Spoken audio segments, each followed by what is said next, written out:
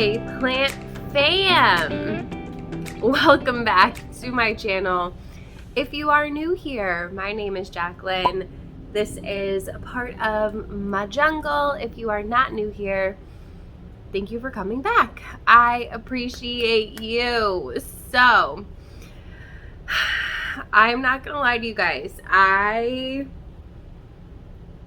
have been having a hard time trying to come up with videos for you. So if you can leave some suggestions in the comments below, I would really appreciate it. Let me know if you guys have anything in particular that you've been wanting me to talk about that I haven't touched on yet.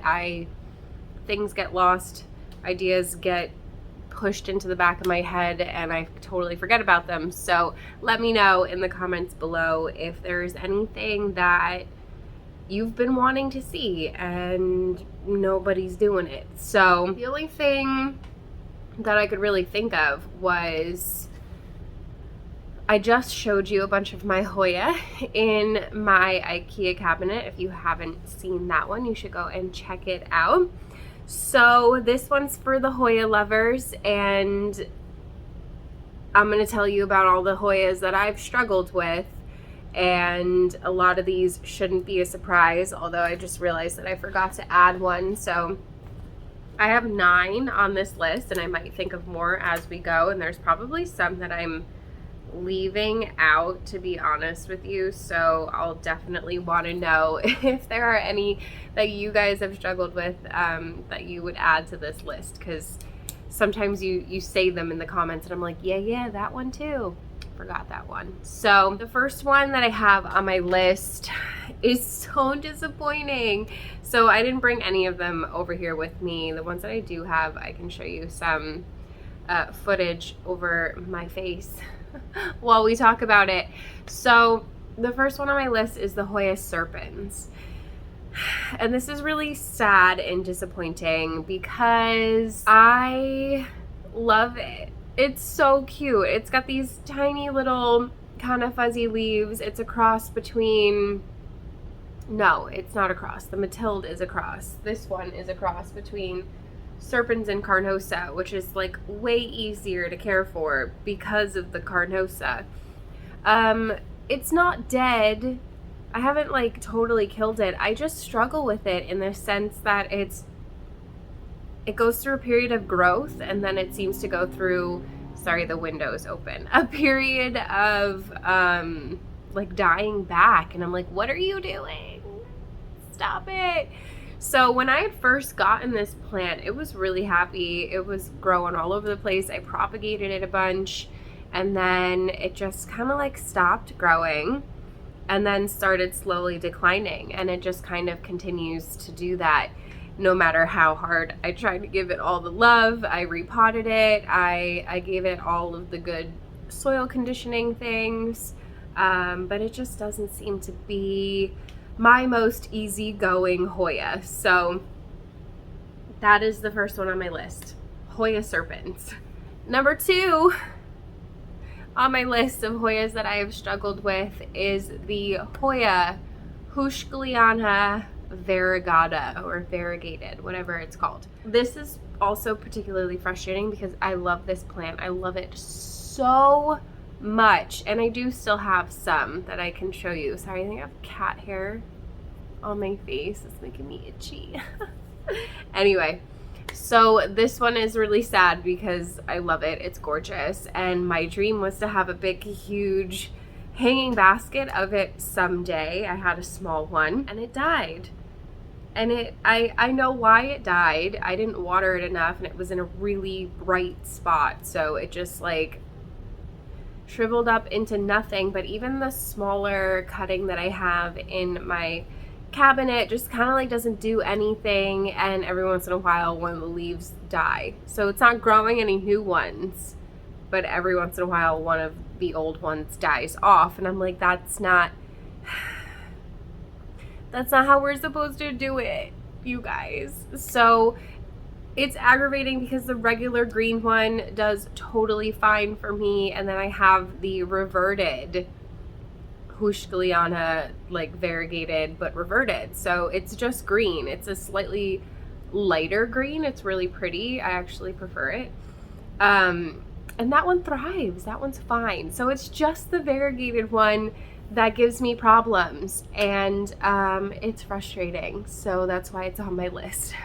Number 3 on my list of Hoyas that I have struggled with or been struggling with is the Hoya Polynura. Again, this thing just like doesn't want to grow for me, and if it does grow, it grows kind of wonky. But I think that I give it too much light, so I've definitely like moved the small plant that I do have away from the bright light. A lot of my plants were getting too much light, so I got a new light up in the greenhouse that's dimmable, in case you missed that, and I keep the rest of them on for a shorter period of time than they were before. I had them on for 12 hours a day, and I think that was just too much, because even in the cabinet I have like really cheap lights on Amazon. Like they're just ones that stick. Like they were so cheap and I didn't expect them to like be as strong as they are. So definitely be mindful of that. I think that it's like a misconception maybe that Hoya can like handle this really bright, intense light, and many of them can, but most of them can't, and most of them don't like it. So a lot of the issues that I've had with the plants on this list are going to be due to too much light and not enough water. I'm working on it. I've been so much better, you guys, but that's not the point of this video. The point of this video is that I'm struggling with these Hoyas, and Polynura, I think I just need to get like a bigger, more mature plant. But I had this silver one, and that one I'm struggling with. I still have it. I don't know why I said had, because it looks like it's dying. And it's just like, it's not doing great. Thankfully I have propagations that are doing all right, but like, I'm not exactly sure why this plant doesn't seem to like me. I always welcome your care tips. Obviously, just keep in mind that I have like, I've tried all of the obvious things. So, and I have like over 150 or so like different, I haven't counted, I'm just guessing, different kinds of Hoya. I have probably, no, 150, like 50. I probably have like between 50 and 100 different kinds of Hoya. I'd say that that's like a safe estimate. There were, no, because there were 65 alone just in the cabinet. So there's probably close to 100, if not more, Hoya in my collection. So like, I know what I'm doing, you know what I mean? I have them all in the proper like soil mix. I give them all the things. Yeah. Hoya Polynura.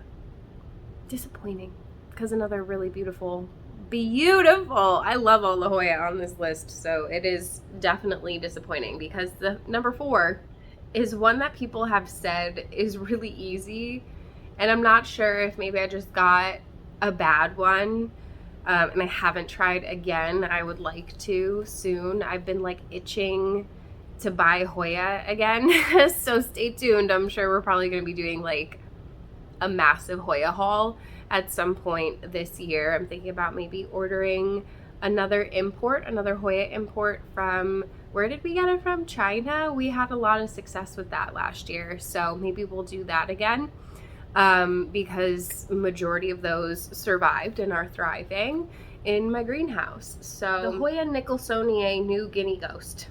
It's a mouthful. NGG, New Guinea Ghost.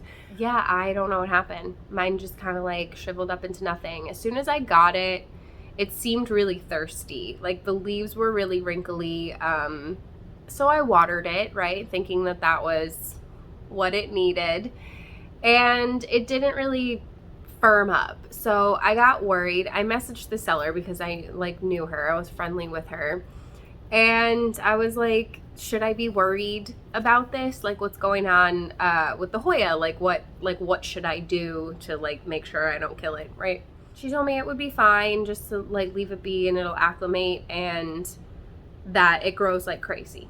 that this plant is gonna just like take off, right? So I'm so excited for these like little silvery leaves to just like take off and be a massive plant, because I love a silver Hoya. That was like over a year ago. The plant never grew. I repotted it. It didn't have a ton of roots, but you know, I just kept an eye on it, kept watering it, and eventually it just little by little kind of like shriveled up into nothing. It didn't happen quickly. It happened over a really long period of time. So I just kept watering it and hoping that it was going to bounce back. I think I even took cuttings. I might have sold them. I don't think I even saved any cuttings for myself. So I do try and do that now. With all my Hoyas, I try and have like backup cuttings just in case. And sometimes the cuttings end up doing a lot better than the mother plant. And sometimes I completely chop the mother plant down to the base. And I'll just keep the top cut or a nice mid cut for myself and regrow another mother plant. So yeah, Hoya nicholsonier, New Guinea Ghost. I have a regular nicholsonier, just like the green one, and that one is fine. It also doesn't grow. Hopefully it will this year, but it's fine. So like, I don't know what happened, but I am gonna try again. I'm not discouraged from buying a lot of these again, except for maybe like 2 that I just wouldn't do it again. And I have a video about that, Hoyas that I will never buy again. If you want to check that out, you definitely should. I can link it for you over here, I think is where it will be. But the next one, number 5 on my list, is probably surprising because it's supposed to be really easygoing, but it's the Hoya Bella.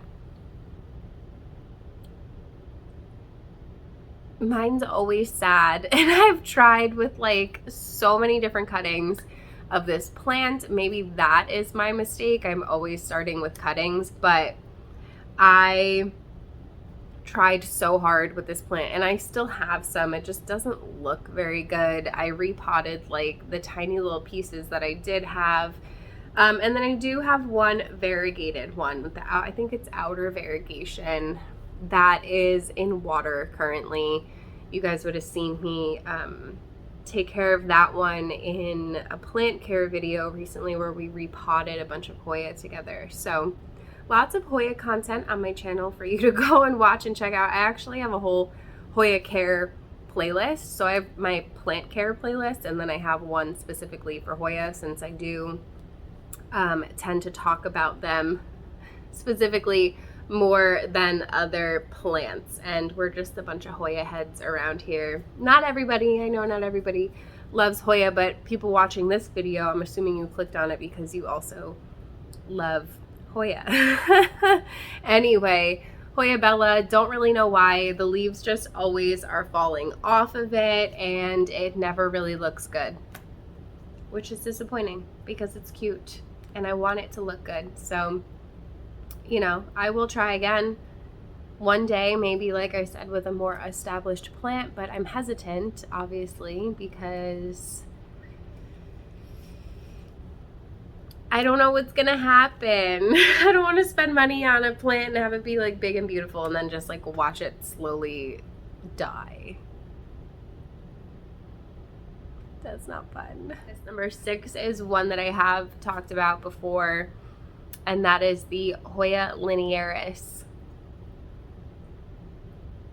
which is so sad, again, because it's so beautiful, and I love the fuzzy leaves, like the long fuzzy leaves. It just doesn't look like any other Hoya that's out there. It looks like some crazy succulent or something along those lines. So just another one that the leaves were always falling off of it.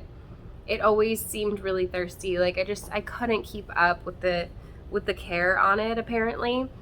And it always had mealybugs, like always. I had one, it was infested with mealybugs. I got frustrated with it. It was small, so I just threw it away. My friend Liz gave me another one, like cuttings from her plant that were like rooted, potted up, all cute and whatnot. Had it for a while, was doing fine, and then got freaking mealybugs all over it again. And I was like, I have been taking care of this plant and trying so hard to keep the bugs off of it because I'm traumatized from the other one. Just in all the little crevices and stuff, and the leaves would fall off because you're rubbing on it all the time.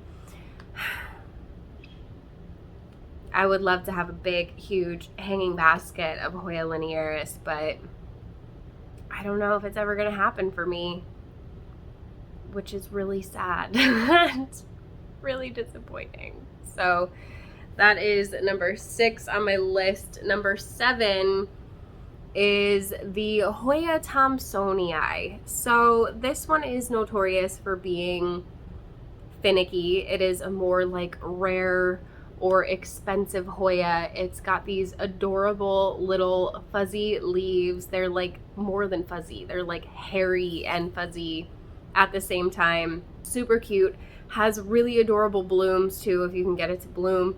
But getting it to just like be happy is difficult on its own. So I did import this one, so that could be part of it, and I'm actually surprised that it's done as well as it has done for me and that it's been stable for me, but it hasn't done anything else. So we're hoping that it's gonna grow this year for us because it is so gorgeous, and I haven't had issues with like rooting it or anything like that. So like I haven't found the plant itself to be finicky.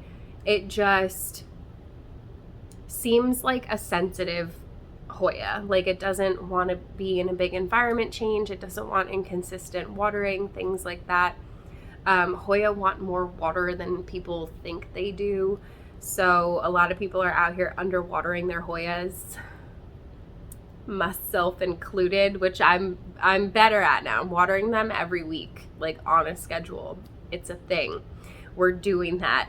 So Hoya Tomsonia, absolutely gorgeous. Highly recommend getting one if you can. Love it so very much. It has just been one of those like struggle plants for me, for sure. Like it's hard for me to keep it alive, to keep it at its size. It's definitely downsized itself a few times since I've had it, but it's been stable for quite some time now in moss. I think I have it in moss, and I would love to be able to repot it, but I'm not going to do that until I see either like the whole little cup fill up with roots or it starts growing. Like I'm really just going to leave it alone, keep watering it and hope that it doesn't die. So Hoya Tomsonia is number 7 on my list. Number 8 is another extremely disappointing revelation that I've had, and the Hoya Spartiooides, one of the most unique Hoya out there, I think. Like it doesn't even have leaves, it's just all peduncles. I guess it kind of gets like stems and like stuff like that, but the majority of the plant is just these long crazy peduncles. I was so excited to add this to my collection. I picked it up from Jax's Jungle, so it was a healthy plant. No fault of their own. It was me. I'm the problem. I didn't water it enough. I didn't know how thirsty it was. It also came in cocoa, which you guys know I'm bad at keeping moist. I forget to water them, and they dry up way too fast and they stay like that for way too long. And I've lost quite a few of my Hoya to cocoa chips. So I was waiting a few weeks to repot it because I just got it in the mail, and usually I wait a little while for the plant to kind of just like chill, get used to its new environment before I go like tugging it out of its little home, like the one consistent comfortable thing that it still has. I'm not trying to like stress out the plant extra so that it dies, but by not repotting it into my Hoya mix, it died.